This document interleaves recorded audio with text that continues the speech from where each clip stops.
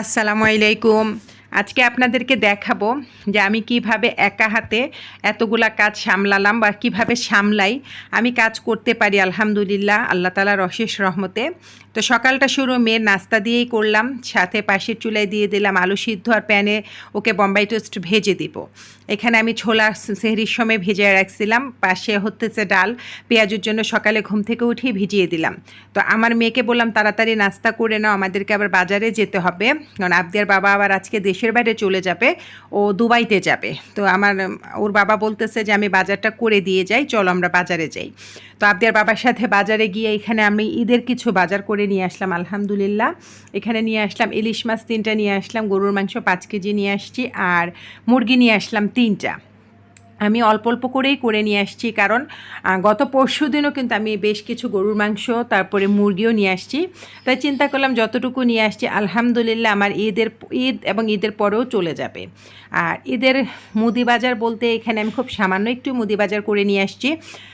আমার ঈদের রোজার যে বাজার করেছিলাম সেখান থেকেও বেশ কিছু জিনিস রয়ে গেছে, তাই এখানে আর আমি খুব বেশি একটা কিছু কেনাকাটা করি নাই, সামান্য সামান্য একটু কিনে নিয়ে আসছি। আলহামদুলিল্লাহ এটা দিয়েই আমার হয়ে যাবে ইনশাআল্লাহ, আমি এটা বিশ্বাস করি। আর লাগলে তো আনাই যাবে, দোকান তো আর খুব বেশি একটা দূরে না।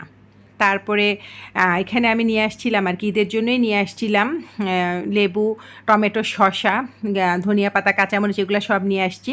তো যেহেতু ঈদের এখন আরও 2-3 দিন বাকি আছে, তাই আমি চিন্তা করলাম লেবুটাকে কিভাবে ফ্রেশ রাখা যায়। এভাবে কিন্তু পেপার দিয়ে লেবু পেঁচায় রাখলে লেবুটা অনেক ফ্রেশ থাকে, শুকায় যায় না। সরাসরি লেবু ফ্রিজে রাখলে কিন্তু লেবুটা শুকায় যায়। আপনারা চাইলে এভাবে পেপার দিয়ে পেঁচায় রাখতে পারেন, আশা করি আপনাদের লেবুগুলো ভালো থাকবে, শসাগুলোও ভালো থাকবে।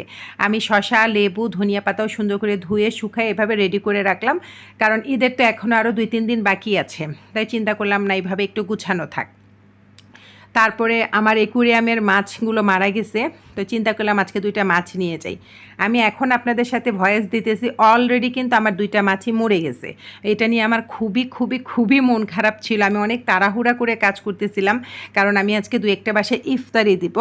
তো এখানে আমি আরও বেশ কিছু ফল টলও নিয়ে আসছি, কারণ আবদের বাবা বলতেছে আমি 2-3 দিন থাকবো না, আমার মেয়ে কী খাবে না খাবে, আমি বাজারটা তোমাকে করে দিয়ে যাই। তো এখানে পেঁপে ছিল, আঙুর ছিল, মানে রমজানে আমরা যা যা খাই মোটামুটি ঠিক তাই ছিল। তারপরে আমার মনে হলো দুপুরের রান্নার আয়োজনটা করে ফেলি। আমার বাজারটা গুছাতেই অনেক সময় চলে গেছে, অনেক কাজ করতে হয়েছে।